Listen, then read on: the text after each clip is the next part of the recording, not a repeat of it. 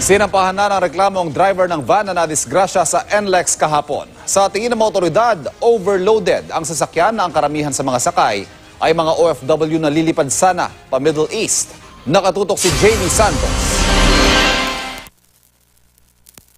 Dinala sa istasyon ng pulis sa Apalit, Pampanga si John Leo Abad. Siya ang driver ng van na tumagilid sa North Luzon Expressway kahapon. Itinanggi ng driver na nakatulog siya sa biyahe. Ang ugat daw ng aksidente, pumutok ang isang gulong ng sasakyan. Yung sasakyan, boss, gumanon, boss, oh. Nagpaikot-ikot kayo? Opo. Oo.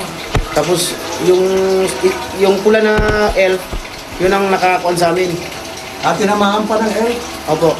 Ayon sa mga otoridad, galing Makati ang van at patungong Clark International Airport. 15 ang sakay, kabilang ang 13 OFW na papuntang Middle East. Walang siya ng control, bumangga siya sa gilid ng tulay, tapos gumulong siya gumulong-gulong. Dahil doon, tumalsik yung siyam papuntang sa baba ng tulay. Mataas po yun. Tumilapon sila at nahulog mula sa tulay kasunod ng aksidente. 5 ang patay habang 7 ang sugatan. Sa tingin ng MDRRMO ng Apalit, posibleng ugat ng aksidente ang pagiging overloaded umano ng van.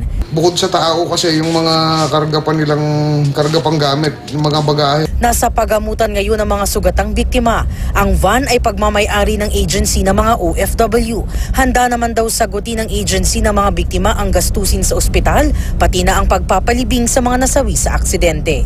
Jamie Santos, Nakatutok, 24 Oras.